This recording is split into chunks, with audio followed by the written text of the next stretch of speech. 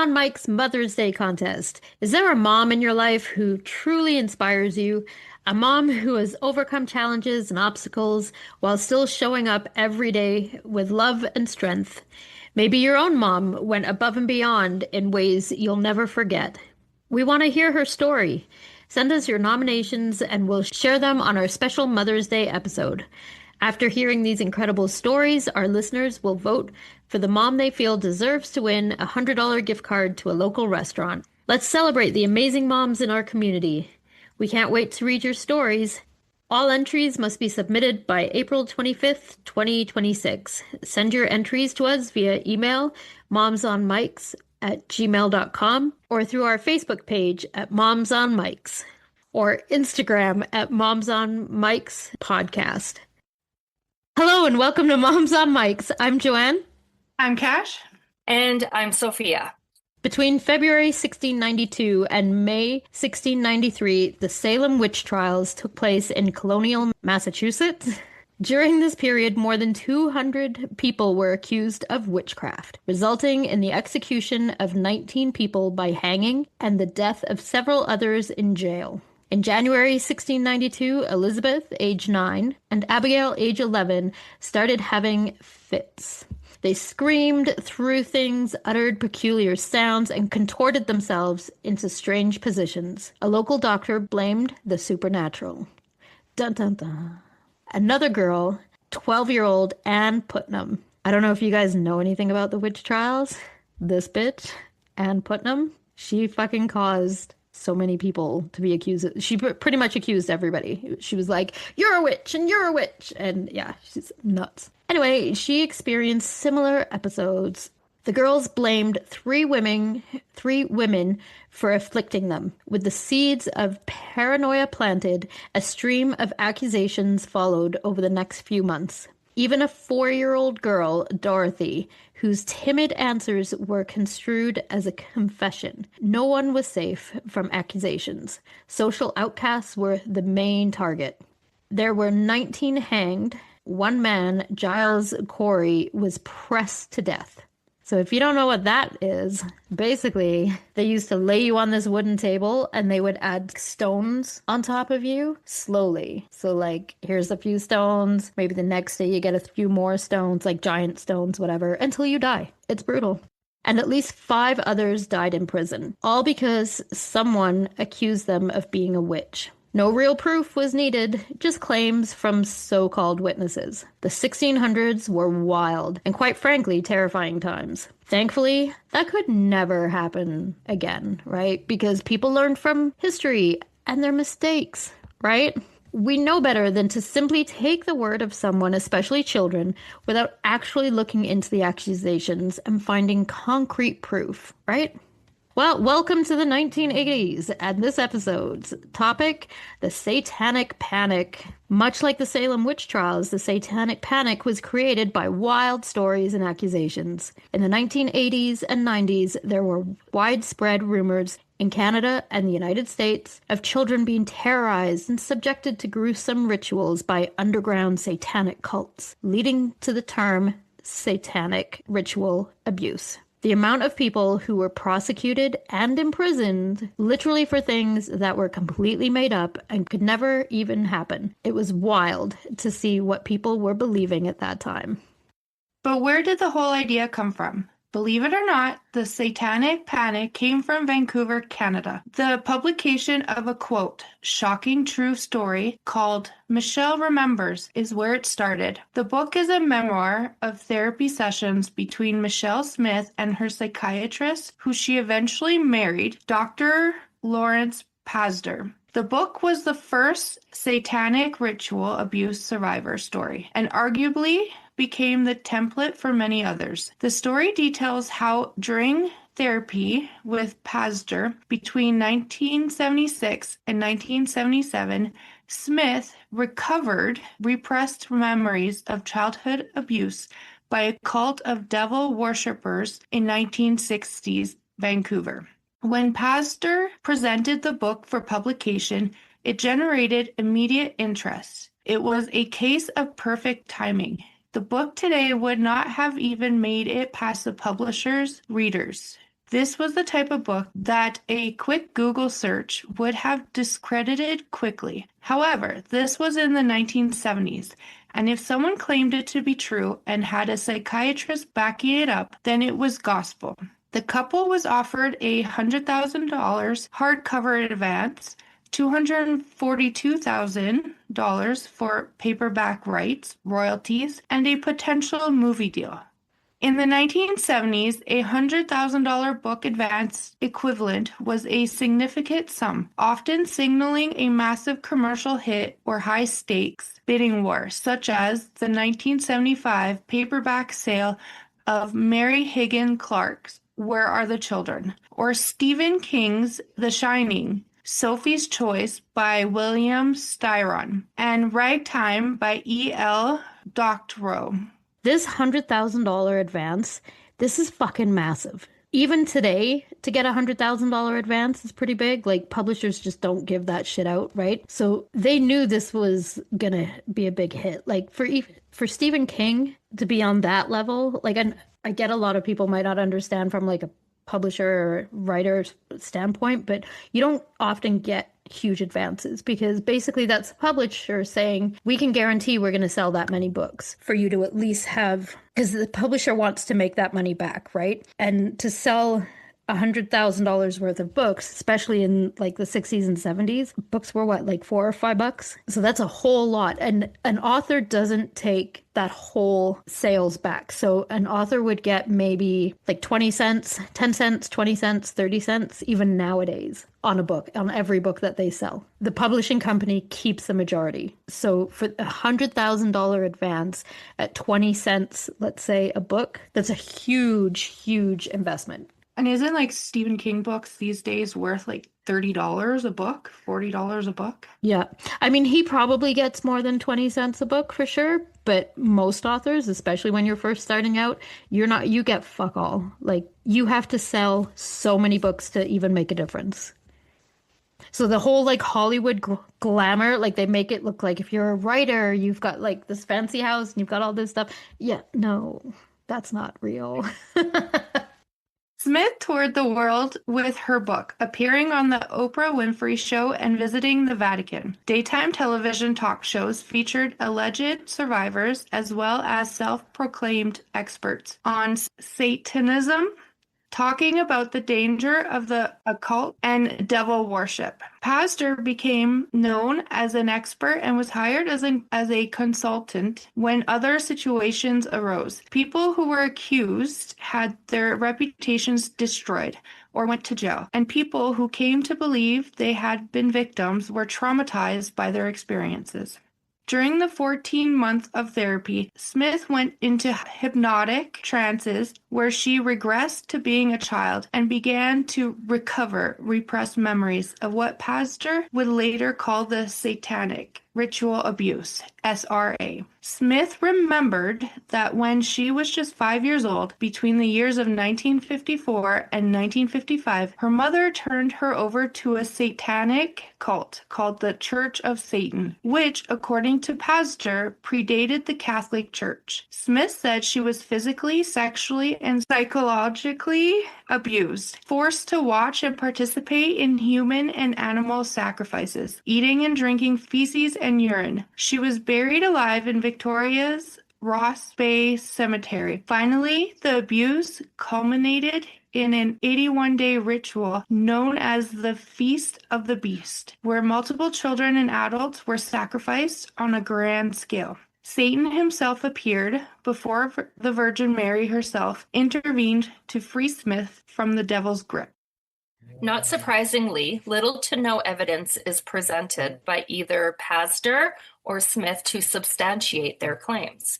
A few low-quality black and white photographs are included in the book, which allegedly show the visage of Satan appearing in smoke, which psychologists and skeptics easily recognized as pareidolia, the psychological phenomenon of perceiving familiar, meaningful patterns, usually faces or animals, within random, ambiguous, or vague stimuli. There was a mark left on Smith's arm that supposedly appeared after she remembered Satan touched her.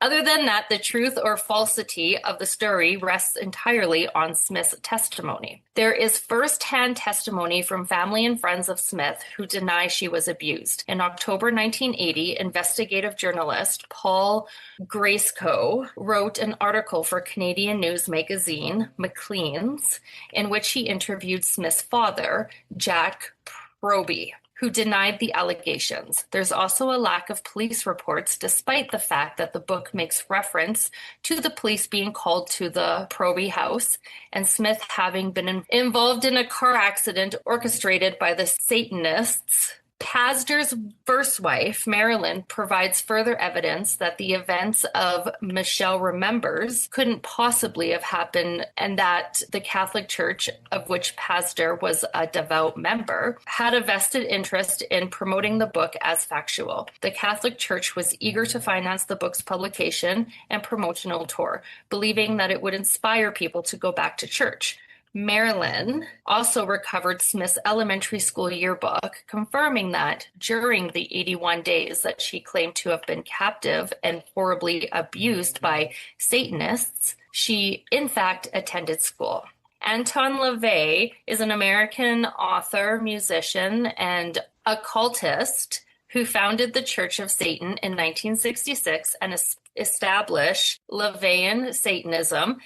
He authored the Satanic Bible in 1969, defining Satanism not as devil worship, but as an atheistic philosophy of individualism, Epicureanism, and ethico-egoism. LaVey and the Church of Satan were quick to bring a defamation suit against Pasder and the publisher, alleging that the book was defamatory, libelous, and had resulted in a loss of reputation. Wanda Slattery, a witch in the Church of Satan, called the whole thing poppycock and stated, "I cannot believe this story got past an editor's desk."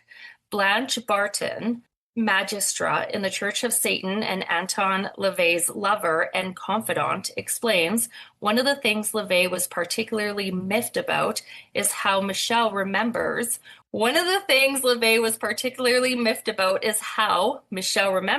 was marketed as a supposedly true story, but was so chock full of things which Satanism isn't." Okay, the Church of Satan is a non-theistic religious organization founded in 1966 by Anton LaVey in San Francisco, dedicated to LaVeyan Satanism. It does not worship Satan or believe in the literal devil, but uses Satan as a symbol of individualism, Epicureanism, and rebellion against Abrahamic religions. It is important to distinguish the Church of Satan from the Satanic Temple, TST. While the Church of Satan focuses on personal LaVeyan philosophy, the Satanic Temple is a newer politically active organization that uses satanic imagery to promote secularism, bodily autonomy, and social justice, often engaging in legal actions against the religious privilege. Contrary to pop culture, the Church of Satan does not promote criminal acts, blood sacrifices, or evil, and its members are largely rationalists or egoists. Following Smith's story being released, other stories quickly started emerging around the country about other people being involved in the satanic activity. Okay, I'm going to say, who would have thought the fucking Satanic Panic started in Vancouver? Like, there was no way. Like, I've heard of the Satanic Panic. I've like read stuff about it, and I know who Anton LaVey is and stuff. But I was like, really, Vancouver? Wholesome, Canada? What? Just would never have thought. So on May 12th, 1983, Judy Johnson dropped her son Billy, 2.5 years old, off at his first day of McMartin Preschool in Manhattan Beach, California. August 12th, Judy took her son to a doctor because his anus itched. Johnson called the police to report that her son had been sexually molested at the preschool by Ray Bucky, age 25. She reported to the detectives that a spot of blood on the anus was discovered on her son after a day at school. Johnson took her son Billy with her to the police station for an interview on August 30th. Her son reports that he had been abused by Ray Buckey. September 7th, Ray Buckey is arrested, and Police Chief Harry Kuhlmeier sends a letter to 200 McMartin preschool parents informing them that Ray Buckey is suspected of child abuse and asking them for information on September 8th. Judy Johnson reports to the police that Billy said that Ray Buckey sodomized him while his head was in the toilet. Reports get even more bizarre. Johnson reports, for example, that Bucky wore a cape, wore a Santa Claus costume, dressed up like a minister, took Billy to a car wash, and locked him in the trunk. Teachers at the McMartin preschool are said to have chopped up rabbits and to have placed some sort of star on Billy's bottom. October 17th, the district attorney's office asks Key McFarlane, a consultant for the Children's Institute International, to interview supposed child sex abuse victims. November, Children's Institute interviewers begin diagnosing former students of the McMartin preschool as having been sexually abused. By March of 1984, the count of those diagnosed as sexually abused reached 360 students. January 13th, 1984, Virginia McMartin and Peggy Buckey permanently closed the McMartin preschool after 28 years in business. Which, when you hear just that, sounds horrific, right? You want to say, oh my God, how dare you that's the ultimate crime. You don't harm children. Burn it down. Like, I get it. I get from hearing just those stories, especially if I was a parent, I'd be like going in with my pitchforks. Kill the beast. It's just wild, though. They don't have like any doctor. It's all just the parents. Well, so there is the one, from the children's, where was it? The lady that they brought in, right? From the Children's Institute. I'm guessing that's, the Children's Institute International. I wonder if that was like a psychiatrist, psychologist, whatever, like that work with kids. It does explain a little bit later why this went the way it did, but... Well, just saying, like, if you think about it in our childcare, right? It only kind of sounds like a licensing person came in. Oh, yeah, that could be what it is, yeah. Right? Like, just someone like licensing would come in and view it. Yeah. February, KABC reporter Wayne Satz startles television viewers with reports of massive child abuse scandal at the McMartin preschool. The Currys, McMartin parents, sue Virginia McMartin, Peggy Buckey, and Ray Buckey for assault and battery and intentional infliction of emotional distress. They asked for $1 million in punitive damages. By March, a number of daycare centers in the Los Angeles area were raided and searched, but no incriminating evidence surfaced. Ray Buckey, Peggy Buckey, Virginia McMartin, Peggy Ann Buckey, who is Ray's sister, Mary Ann Jackson, Betty Radar, and Babette Spittler are indicated on 115 counts of child sexual abuse. April, the LA Times reports that students at McMartin have been fondled, raped, photographed nude, and forced to witness animals being slaughtered. The Children's Institute launches a campaign for public donations to help with its investigations on the McMartin case and other supposed cases of daycare abuse. By 1989, it had received over $11 million in government grants. By May, the indictment count reached 208, involving 40 alleged child victims. June, bail for Peggy Buckey is set at $1 million. Ray Buckey is held without bail. July, a federal grand jury is impaneled to begin its own investigation of the case. 30 additional individuals are placed under investigation. Prosecutor Lael Rubin announced in August that the 7 McMartin teachers committed 397 sexual crimes, in addition to the 115 for which they already faced charges. December, the ABC show 2020 runs a segment on the McMartin case, largely adopting the prosecution's view of the evidence. March 1985, a group of nearly 50 McMartin preschool parents, led by Bob Curry, arrive at a lot next to the school and begin digging for the secret underground rooms they believe were the scene of massive sexual abuse of children. A few days later, an archaeological firm hired by the district attorney's office begins its own dig. No evidence of the secret rooms is ever found. Judy Johnson is hospitalized following a psychotic episode. By September 1985, some members of the prosecution team began to express doubts about the case. January 1986, testimony in the over 2-year-long preliminary hearing comes to an end. The district attorney drops charges against 5 of the 7 indicted defendants. Ray Buckey and Peggy Buckey are prosecuted on 79 counts and 20 counts, respectively, of child sexual abuse. December, unfortunately, Judy Johnson dies of alcohol poisoning before having a chance to testify at the trial. January 1987, Chief Prosecutor Rubin and her assistants are revealed to have withheld potentially exculpatory evidence from the defense. The evidence in question concerned the mental illness of Judy Johnson, the parent who first made accusations of sexual abuse against Buckey. July 14, 1987, opening statements in the first McMartin preschool trial. After a lengthy trial, the jury returns its verdict in the first McMartin trial. Peggy Buckey is acquitted on all counts. The jury is hung with respect to the Ray Buckley verdict on 13 of the 52 counts against him. 7 of the 12 jurors vote to acquit Ray on all counts. In 1980, responding to pressure from parents, District Attorney Rainier announces that he will retry Ray Buckey on 8 counts involving 3 girls. The jury in the second trial once again is hung on all counts, but favors acquittal by a large margin. DA Ira Rainier decides not to ask for a third trial of Ray Buckey. The first 2 prosecutions have consumed 15 million and 7 years of court time.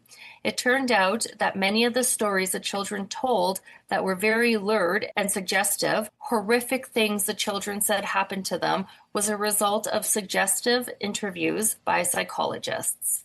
At the time, psychologists thought when interviewing children, you need to probe them along so they would tell you the story and not close up. However, we now know that children like to please, and if you do that, they will go as far as you lead them. The children had even said there were underground tunnels where they were sexually abused by many adults, including Chuck Norris. There were no convictions in this case, and many of the children recanted their statements. 1991, the McMartin preschool is demolished.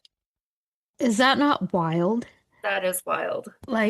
And the stories that these kids were saying they were just like, these people are flying around, like they're wearing capes, they're seeing the devil, like it's batshit. They said like a lot of people that were famous at the time were involved. I didn't really know any of them, so I only added the Chuck Norris because I'm like, I know who that is. But yeah, just absolutely crazy. And people that they were saying were involved were nowhere near the area in the time. Like they were in like different state. Like it was just nuts. And no fault of the kids, really. Like it said, that's how psychologists and interviewers would, they would encourage kids like, did they do this? Did they do this? And especially we work with kids, we know you don't ask them questions like that because whichever they think, like if your tone is slightly different with one question than the other, to them, they'll interpret it as that's what you want them to say, right? Like, right. I mean, how many times have we said to kids, hey, did you do this? And they'll be like, oh, yeah. Did you fly in a balloon to the moon last night? Yeah, I did. Like you can get kids, like it's horrible, but you can really get kids to say anything. It's not subliminal messaging. It's like when basically you create these false memories in your mind, right? Like, and you pick out parts of truth. For what happened to the Michelle Smith lady, like there must have been something in her mind that the psychiatrist was able to create memories based off, right? Yeah. Like it's no different when you say, "Oh, do you remember when I was a kid and I had that dog, that stuffed dog, and it was red?" And it wasn't, but you had something that was red, but it wasn't a stuffed dog. But you have like you're like, "No, I totally remember. This is what it was." And you're just piecing bits of memory together that don't Yeah. necessarily fit. And I think that's what and the psychiatrist ended up doing with that Michelle lady.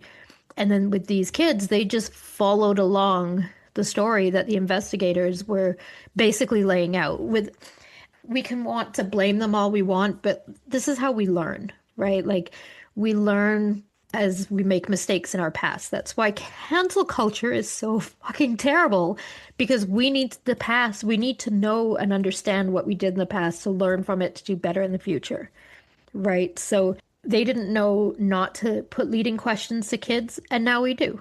But how did they know before, right?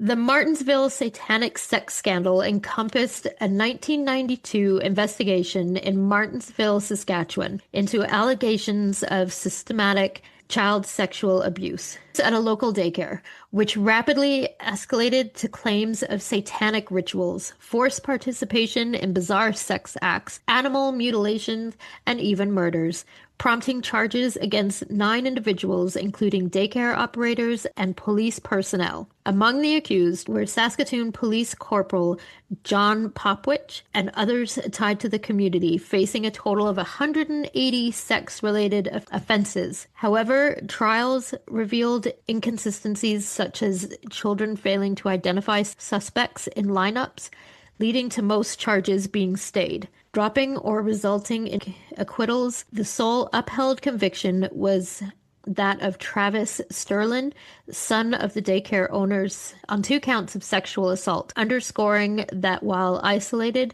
abuse occurred. The broader satanic conspiracy narrative lacked substantiation. In the aftermath, the Saskatchewan government acknowledged prosecutorial failures through settlements exceeding 2 million, including a 1.3 million and an official apology to Popwich for malicious prosecution, alongside payments to other exonerated parties like the Sterlings received 925,000 and investigators James Elstad 285,000 and Edward Reeves at 175,000. These resolutions reflected empirical assessments of the case's evidentiary weaknesses, with lasting repercussions for the accused, including reputational ruin and community division, and serving as a cautionary example of how confirmation bias and inadequate safeguards can amplify unfounded claims into systematic hysteria. Accounts reportedly included descriptions of abusers wearing robes, the use of candles in ceremonies, animal sacrifices, and group ritual involving multiple participants, marking a shift from isolated abuse claims to suggestions of cult-like networks. Parental concerns played a key role in amplifying these details, as worried families shared and interpreted the children's disclosures, often in the context of heightened awareness of similar cases elsewhere. During the early 1990s, moral panic over ritual abuse. By the end of 1992, disclosures from nearly 30 children had incorporated these ritualistic elements, fueling perceptions of a coordinated operation beyond standard abuse. In the close-knit community of Martinsville, a town of approximately 5,000 residents, rumors circulated rapidly among families and locals, intertwining with early media reports that highlighted the sensational aspects of the claim. This local amplification occurring primarily through word of mouth and preliminary press coverage in Saskatchewan outlets intensified fears and contributed to the narrative's evolution without initial formal verification. The investigation into allegations of child sexual abuse at Martinsville Daycare commenced in spring 1992, initially handled by the local Martinsville RCMP detachment and Saskatoon Regional Police due to the small community's limited investigative capacity. As reports escalated involving multiple children, provincial authorities formed an RCMP-led task force to coordinate efforts incorporating specialized resources for interviewing child witnesses and processing evidence, which address constraints in local personnel and expertise.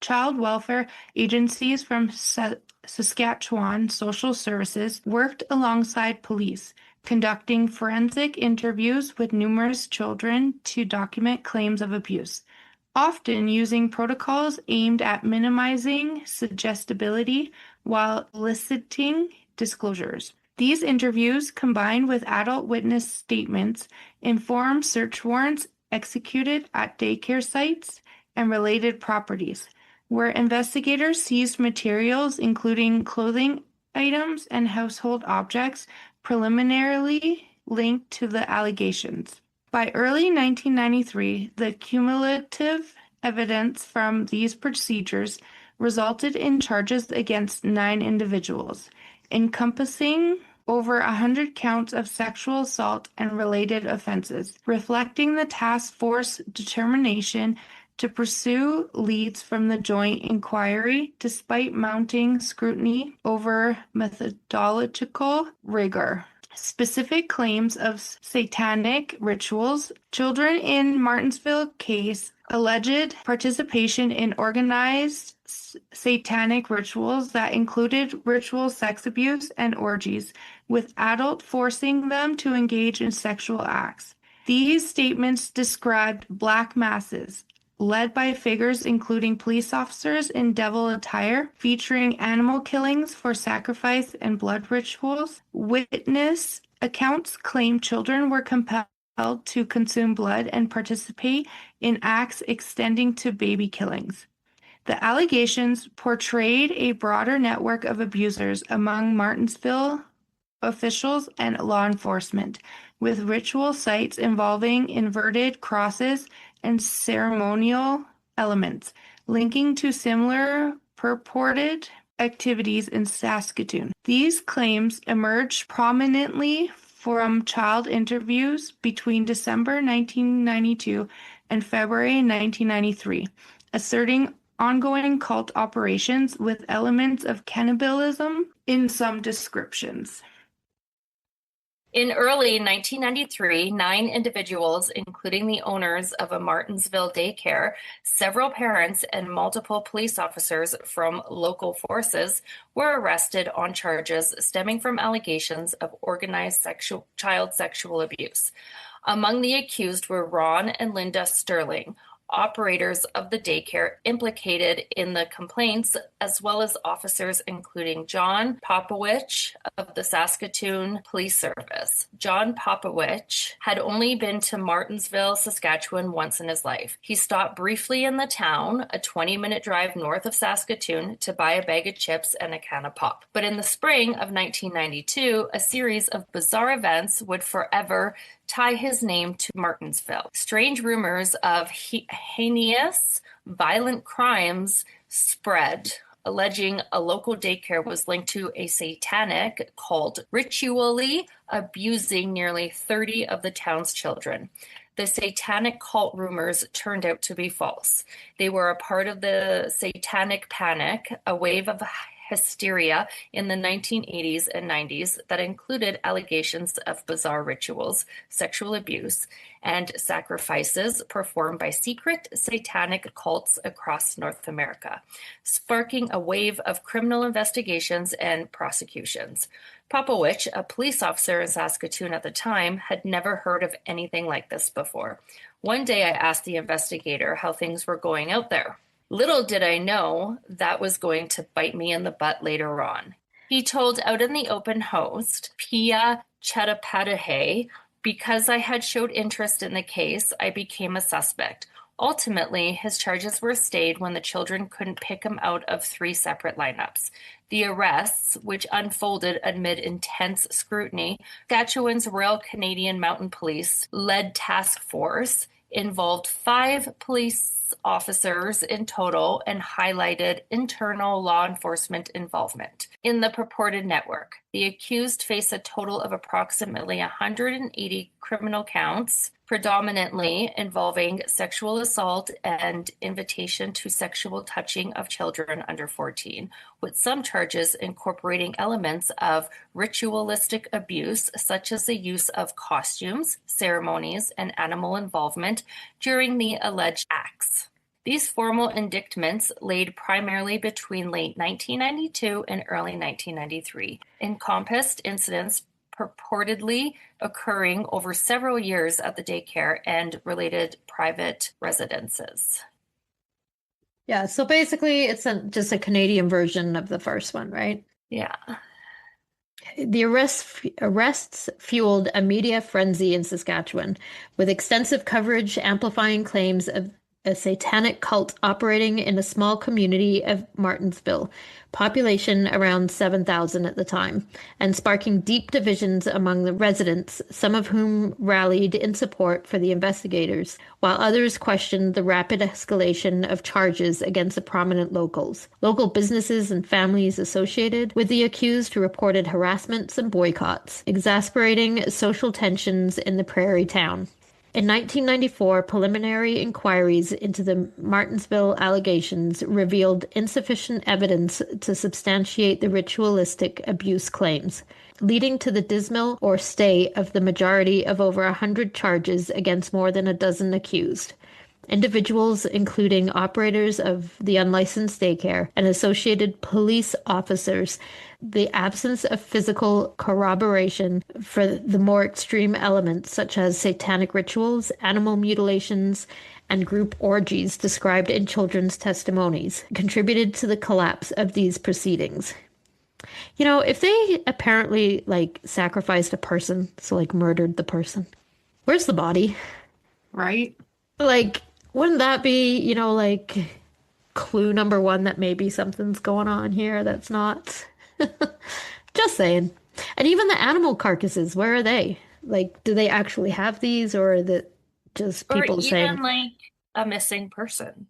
right? Yeah, or someone's missing animal, or you know what I mean? Yeah. Something.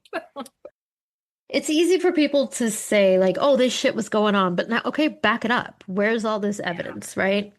Yeah. So Ron and Linda Sterling, the daycare's proprietors, charged with multiple counts of sexual assault and unlawful confinement tied to the ritual allegations, were acquitted at their 1994 preliminary hearing after the court determined there was no reasonable prospect of conviction. Charges against the two individual police officers, James Elstad and Edward Rivest, were subsequently stayed following the Sterling's exoneration, as the case hinged on similar evidentiary shortcomings. The sole criminal conviction of the scandal was handed down against Travis Sterling, the teenage son of Ron and Linda Sterling, who in 1995 was found guilty on 2 counts of sexual assault involving his younger siblings, a matter distinct from the daycare-related ritual claims. Travis received a 1-year prison sentence, which the Saskatchewan Court of Appeal upheld later that year, dismissing his appeal on the basis that the evidence supported the findings of familial abuse. The outcome stood as the only upheld result of the broader prosecutorial failures. But I'm sorry, they got a year. He received 1-year prison sentence for sexual assault against his siblings. Our justice system, right? Our justice system has always been shit. Good to know. Always been. It has always been. Yeah. It's wild because they just don't want to, because they have to fund it, right? Yeah. It's crazy because I want everybody that is in prison now for marijuana possession right? released, because I can buy it at my local strip mall with using my debit card. So let them all out, because right? Maybe it was illegal back then, but prohibition was a thing, and you know they're what not really still sitting in jail, right? Is it's legal now, but anybody who was arrested for it prior to that, they have a criminal record for which they shouldn't. Yeah, that is completely legal. That is how is such that? What is happening? Right? That is such it's bullshit. Yeah. But yeah, like you say, if you harm a child, we'll let you out in a few months. But heaven forbid you have marijuana. Yeah. Fuck sakes. Yeah. Here's the thing. Just a PSA, any of you, I'm sure there's lots of government officials and stuff listening, but if you want to save money in your prison system, release the people that are in there for marijuana possession. You're going to Right. save a whole lot. Then you're also going to make room for people that are child abusers.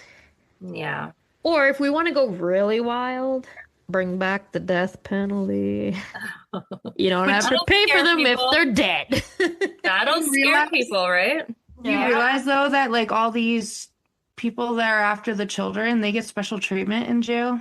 Oh yeah, because like here, okay, here's another. Okay, if you don't want to bring Yeah, back the because death penalty, they'll get put the killed. child molesters in Gen Pop. The rest of the population in there will take care of them for you. Yeah. Yeah. Why They are we know that. protecting That's why criminals they. that have raped and molested children? Why? Yeah. Who cares if they get beaten up in jail? Here's the Yeah. thing. Exactly. If you don't want grown-ups to kick your ass, leave the children alone. Yeah. Exactly. I'm sorry, but a couple of pedos getting shanked in prison sounds pretty good to me in my tax dollars. So, Yeah. and honestly, put them in there and you have to put on their like a tattoo on their forehead or like a stamp. Let's say stamp because, Pedo. they're gonna get out. Yeah, put a pedo stamp across their forehead so then all the other criminals in there know exactly who to target. Mhm. And put them in with like your most violent offenders. Right. You're in here for a month or a year because you molested a child, so we can only give you a year because we're sure you'll be fine after that. But we're going to put you in here with our violent offenders. Have fun. Yeah. Have the year from hell because even if they don't get murdered in there, which I'm not saying I want people to die, I do want pedos though. But Yeah. if they're going to be tortured so much in that year, they ain't going to reoffend because Right. if they're going to go back and go through that all over again, I don't think so. And I want them like this guy has murdered 16 people. That's their cell mate. Is that put the pedos in the same cell with that guy Yeah, but they protect them. So they put them in in the a special little section. room and Yeah. yeah. Yeah. But So they see, don't get bit. It's crazy. but that's how we rehabilitate people. We don't put them in a cushy little cell all by themselves in a separated area. We put them in there with the scary fuckers that are going to ass rape them every day, every night. Let them do it to them. And then you didn't do nothing. Your hands are clean. Criminal judgment system, whatever your justice, that's the word. Our justice system, their hands are clean. But the scary motherfucker in the jail cell, they rehabilitated them for you. You're welcome. My new job. I'm gonna go in to be our justice minister. There you go. In June 2002, the Saskatchewan government settled a malicious prosecution lawsuit with former police officer John Popowich, awarding him $1.3 million for his wrongful charge in the Martinsville case. Popowich had been arrested in 1992 alongside others on child sexual abuse allegations, which were later deemed unfounded, leading to the civil action against the province for investigative and prosecutorial failures. In November 2004, the government reached a settlement with Ron and Linda Sterling, a couple charged in the scandal as part of an ongoing malicious prosecution claims arising from the flawed investigation. Separately, that month, former foster parents Richard and Carrie Klassen, also accused in related proceedings, received $100,000 each from a $1.5 million compensation package for malicious prosecution. By April 2005, an additional $150,000 settlement was announced in another Martinsville-related lawsuit, reflecting the province's resolution of claims tied to prosecutorial overreach. The final two outstanding suits were settled in March 2006, closing out the series of malicious prosecution actions from the early 1990s prosecutions, with the government acknowledging the botched handling that led to 5 such claims. In March 2019, Saskatchewan issued an official apology to John Popowich, recognizing the lasting harm from his false accusation and affirming the absence of evidence for the original claims against him. These settlements and the apology underscored judicial and government findings of investigative excesses, including reliance on unsubstantiated child testimonies, without resulting in criminal convictions for most accused. Just like in the McMartin preschool case, it was found that the children's interviews were suggestive questioning, and incentives for specific responses yielded increasingly elaborate testimonies that fueled perceptions of a widespread cult-like network. An RCMP task force later attributed the probe's expansion to emotional hysteria rather than verifiable evidence, highlighting investigative techniques prone to eliciting unreliable child accounts, akin to those contemporaneous moral panic. During the Satanic Panic, various rock songs were rumored to contain hidden reversed messages, a technique known as backmasking, that aimed to corrupt listeners or promote devil worship. These claims were largely driven by religious groups and concerned parents who believed that playing records backwards revealed demonic incantations. Led Zeppelin's Stairway to Heaven in 1971 is the most infamous case often cited by preachers in the early 1980s. When the bustle in your hedgerow section is played backwards, it was claimed to say, "Here's to my sweet Satan, the one whose little path would make me sad, whose power is Satan. He'll give you 666. There was a little tool shed where he made us suffer, sad Satan." That didn't even make sense to me. Right? I know what I just read, but So, okay. do you remember the thing about this? No. Okay, Well, so I do. I think it was not Led Zeppelin. It there's was more. There's more. Ozzy Osbourne, I think it was. Yeah, there's all these like songs that they're like, if you play them backwards, they say all this like cult stuff, right? Who's playing the fucking records backwards? Right? And did they even work backwards? Yeah, I don't know. Like, I don't know if you could play them backwards. No, I don't think so. I don't know. Like, the thought process, like how quickly we are scared of things, right? Yeah. Occult-focused critics claimed Eagles' Hotel California in 1976 was dedicated to the Church of Satan. When played backwards, the lyrics supposedly reveal, "Satan, he hears this. He had me believe. Yes, Satan, he organized his own religion." Some fans even speculated that the song's captain was Anton LaVey, founder of the Church of Satan, though band members dismissed this completely. Fundamentalists groups claimed Queen, Another One Bites the Dust, in 1980 contained a pro-drug message when reversed. It's fun to smoke marijuana. Styx was accused of putting an overt message in Snowblind in 1981, the track from their Paradise Theater album. Satan moved through our voices. Critics claimed Electric Light Orchestra's ELO, El Dorado in 1974 track contained hidden messages, which the band later parodied. "He is the nasty one. Christ, you're infernal. It is said we're dead man. Everyone who has the mark will live." While many bands denied these claims, Slayer intentionally added backmasked audio to enhance their satanic image. Hell Awaits in 1985. The intro, when reversed, whispers, "Join us," repeatedly. Scientists and psychologists often describe this phenomenon as pareidolia, where the human brain finds familiar patterns like words in random, chaotic noise. Several bands mocked the hysteria by deliberately adding backwards messages that were humorous, such as Iron Maiden, who added a message about the monster with 3 heads.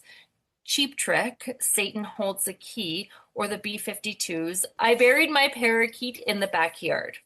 Prince included a backmasked message in "Darling Nikki" that was actually a Christian message about the Lord returning, despite the song's sexual nature.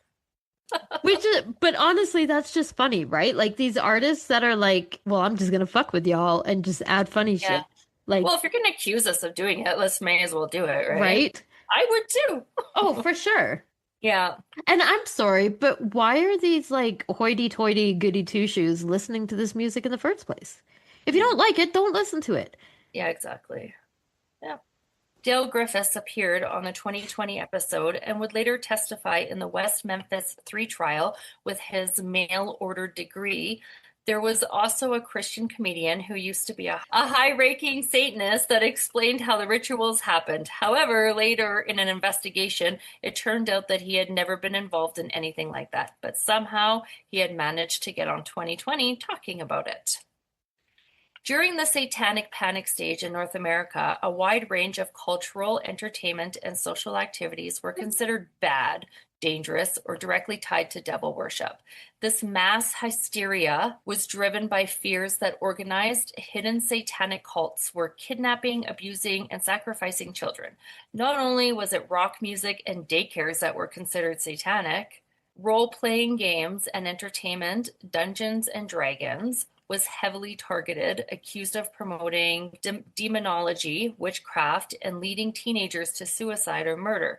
Other targets included fantasy, science fiction, and children's shows like The Smurfs, He-Man, and Transformers. Corporate logos and toys, unfounded urban legend linked popular brands to the Church of Satan. This included the Procter and Gamble logo, McDonald's founder Ray Kroc, and toys like Hello Kitty or dolls that supposedly came alive. Rumors spread that Cabbage Patch Kids dolls were demonic, with stories claiming they could come to life, eat hair, or turn on their owners. Some believe the adoption papers that came with them contained occult spells and that the dolls' names were demonic. Which, I mean, come on, they're fucking Cabbage Patch. Like, really? Parents worried that the cartoon toy, The Smurfs, line was evil because of its focus on magic and sorcery. Some extremist critics claimed they represented undead corpses, or that Papa Smurf practiced occultism. Papa Smurf, give me a fucking break. Despite being a colorful, innocent character, Rainbow Bright was deemed satanic by some because of her star symbol on her cheek. Masters of the Universe, He-Man, was criticized by some religious groups who believed the themes were occult and that the title Master of the Universe belonged only to God. Blah. Cited for promoting violence and demonic imagery. You know, not a word about his fuzzy loincloth and the fact that that's all he wore. Like, that was okay. While Ouija boards have always been viewed with suspicion by some religious groups, panic intensified in the 80s, viewing them as a direct lines to communicate with demons or evil spirits. But they are fucking cool, even though you buy them at Sears. Other targeted media and toys, Transformers, G.I. Joe, sometimes lumped into the occult category, often due to associations with darker fantasy elements. Care Bears also criticized for focusing on sorcery. Yeah, because let's not teach kids to care about things. Jesus. Teenage Mutant Ninja Turtles, some parents deemed them satanic, associating ninjas with Eastern mysticism and the occult, and worrying they encouraged children to enter sewers. I mean, fair. Star Wars Darth Vader was sometimes accused of having a mask resembling a pagan death mask. While Furby was not a part of the 80s peak, Furbies were banned by NASA in 1999, not for being satanic, but for being suspected as spy toys. Oh, there's a whole thing on Furbies. That's I heard that. crazy to Yeah, me. it's I remember. incredible. So when Furbies first came out, I used to work at Toys R Us, and I will tell you, it was chaos. Yeah, Everybody wanted a Furby. It was right? the thing. That's crazy. I wish I still had mine. Like, I had one, like, well, so I technically bought it for my kid, but he didn't want it. So I'm like, I got a Furby. Yay. Anyway, but I wish I still had it because there's a whole story. We'll do an episode on that maybe one day. They're pretty cool. So teenagers with alternative appearances, interests in the occult, or heavy metal fans were targeted by potential cult members. Rumors circulated that Satanists were actively planning to abduct children on Halloween for sacrifices, leading parents to fear letting their children trick or treat. It was widely believed that satanic symbols or messages were hidden in mainstream television, movies, and music to corrupt innocents. The 1983 Thriller video opens with a disclaimer. Due to my strong personal convictions, I wish to stress that the film is in no way endorses a belief in the occult, added to appease Jehovah's Witness leaders who threatened Michael Jackson with excommunication for its demonic themes. This disclaimer allowed him to keep the video despite initially wanting to destroy it. Jackson was raised as a Jehovah's Witness and was under pressure regarding the supernatural content of his video. It was a compromise negotiated by his lawyer, John Branca, to satisfy Jackson's concerns about his standing in the church while allowing his videos release. Could you imagine if this fucking crazy ass people, if the Thriller video wasn't ever a thing because of all these people thinking it was the occult? Bullshit. Best video ever made, and some whiny ass bitch is like, oh my god, it's demonic. Fuck off. Yeah, It's that zombies, was dipshit. the best video made, and he was my brother back then. So, Right? because I was too young to have a boyfriend, so he was my brother. He was the brother I always wanted. Oh my God. I would be crushed. Like, I'm a huge Michael Jackson fan, and that video is everything. Yeah, it is. It's an amazing video. Yeah. It's an amazing. Storm Fairywolf wrote in September 19, 2020, QAnon is a baseless conspiracy theory that asserts the world has fallen prey to an evil cabal of satanophile Democrats who have infiltrated Hollywood, the media, and the highest levels of the world governments, the so-called deep state. According to QAnon, these Satanists use the blood of children to extend their own lives and are working to pull down Donald Trump, whom they believe is waging a secret war against pedophiles and child trafficking. Add in some pretty eyebrow-raising thoughts about Tom Hanks, Oprah Winfrey, the Wayfair website being used for human trafficking, Lady Gaga and the Baphomet, and more. And you have all the makings of a crazy conspiracy theory, the likes of which we haven't seen since the Satanic Panic of the 1980s and early 90s. I'm a warlock of a certain age, and so I remember this Satanic Panic and what it did to real people's lives. Accusations of a global satanic conspiracy that had infiltrated police and governments abounded, in which member families were alleged to ritually abuse and even sacrifice their children to the devil, often drinking their children's blood in their macabre rites. No evidence was ever found, of course, because of the conspiracy and perhaps even because of special technology not available to the public, like portable cremation machines.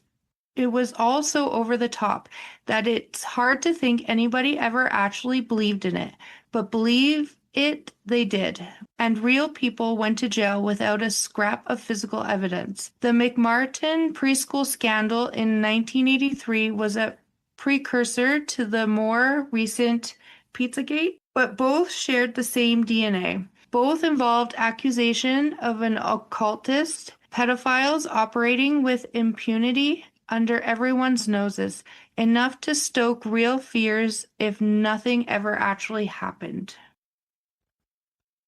It might have been fake news, but real people's lives were destroyed as a result, like Damien Eccles of the West Memphis Three, who in 1993 was wrongfully convicted, along with two other teens, of the grisly murders of three 8-year-old boys in what law enforcement and the media proclaimed to be the result of a satanic ritual.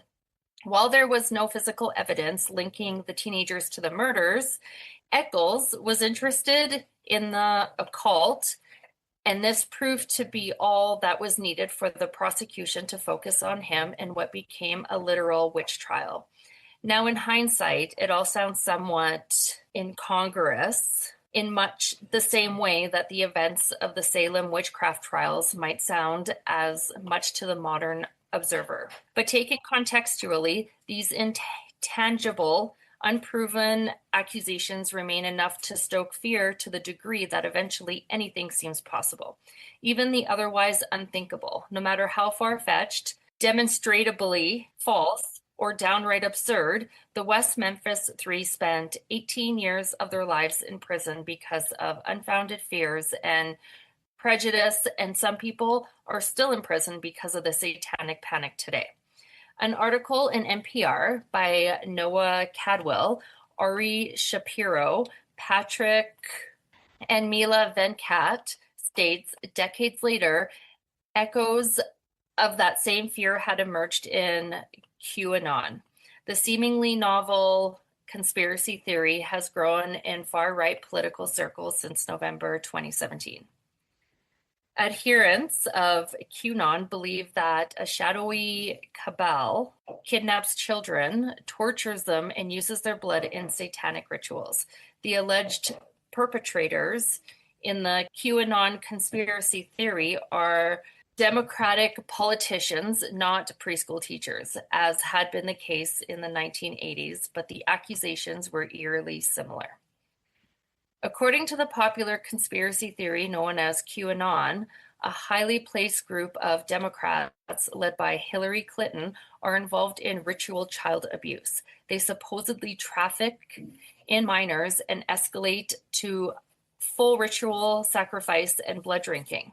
Reports the New York Times, at a recent rally, Donald Trump played the tune to a popular QAnon song while members of the audience held aloft a single finger referencing the QAnon slogan, "Where we go one, we go all." The central rhetoric of QAnon is eerily like the McMartin Panic. In the case, McMartin concerned parents took the streets in protest against Satanism, putting signs around children's bodies with messages like, "Help me, stop child molesters." In QAnon protests, one might see children holding up signs saying, "I'm not for sale," and "Save the kids." A group of devout believers battling the forces of Satan can wreak harm to our fragile democratic system. QAnon believers, we know, were actively involved in storming the Capitol on January 6th, 2021. So while at first glance, QAnon does seem like a modern-day satanic panic created by the far-right extremists, Trump supporters, MAGA, as the extreme liberals would yell at someone in a red hat, I'd like to remind you of a group of little files that recently surfaced called the Epstein Files. The files that Hillary Clinton's name, in fact, does appear. And while the context indicates it was largely due to news articles shared with Epstein or an illegal discussion where she was not accused of wrongdoing, in contrast, the documents and flight logs contained more direct links between Jeffrey Epstein and her husband, former President Bill Clinton, who flew on Epstein's private plane.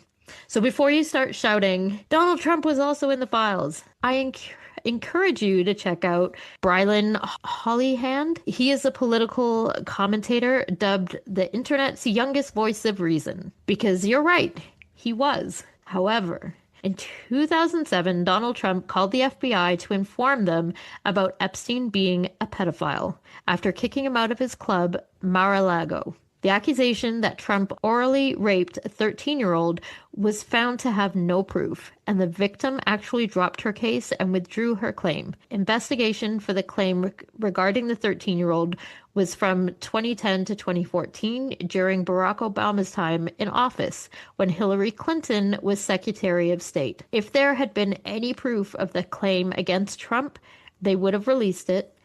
Biden would have released it when running against Trump in the last election. Trump has been in politics for years. He's been arrested. There was an attempted assassination. If the opposition could have charged and convicted him with child trafficking years ago, they would have, and he would have never been president. The files list multiple well-known people that are involved in sex trafficking and some that were not.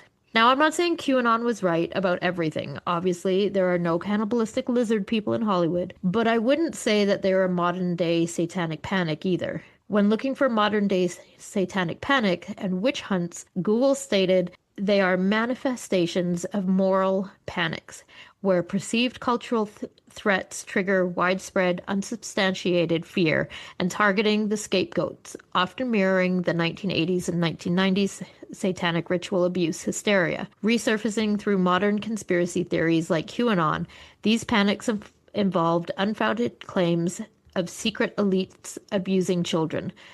But like we now know, the claims of secret elites abusing children wasn't unfounded. I think whenever it comes to the safety and well-being of children, we need to investigate thoroughly, whether that be people who are manipulating children to make false claims about satanic rituals and sexual deviance, or actual sex crimes and abuse towards children. In the end, the children are always the victims. And the most vulnerable. Absolutely. But I just found it real. So in like 2020, well, so like 2017 to 2020, everyone was like, QAnon, it's this next crazy conspiracy theory. And oh my God, like everyone thinks Trump's involved and he's this leader and blah, blah, blah. And it was a huge, like, weird thing, right? Like, so I get why people thought that it was the next Satanic Panic, but then it's ironically the people that were in QAnon were saying, like, these people are doing this and these people are doing this. They're not really wrong. Like, so I don't know. It's there. How did they know? I couldn't tell you. But like, and QAnon was like created by like on 4chan and then it moved to 8chan. Like, it's this whole thing. It's really fascinating reading about it, but I just found it really ironic. All these other satanic panic things were all like false. And then the one that everyone's like, oh my God, here's a modern day one. It's like, oh wait, there is something there, right? It was pretty funny. And the Epstein Files is insane. Oh, Oh, man. it's so crazy. I watched the documentary of it. It's wild. Did you? I want to. I honestly have just been learning about degloving a penis. Not gonna lie, I had to go and Google what that meant. Did you? Oh no, you didn't go. All You right, should have can you been. explain it? Okay, so when degloving a penis, basically you take the outer layer of skin off with while leaving the shaft of the penis intact. So basically, if you think of your hand in a glove, is represents a penis, and you just bloop, take the glove off, you just got the shaft left. Crazy. It's fucking disgusting. It is disgusting. Yeah. I don't even know how do you even do that. How do you even Very do that? carefully with a scalpel, and you have to be very careful, especially when you're talking about doing it on an 8-year-old child, which was horrific. But yeah, we've got some, we've got some very intense episodes coming up. We are going to go through lots of pages of autopsy reports and trial transcripts and lots of stuff because we are Crazy. deep diving. I think we're at 6 episodes. I was like, 6. That should be it. We should get it done in 6 episodes. Maybe 7, maybe 8. Oh my I feel like God. 8 will be the limit, but Crazy. there's so much to this case, and I'm Yeah. like, what do we leave out? What do Yeah. we keep in?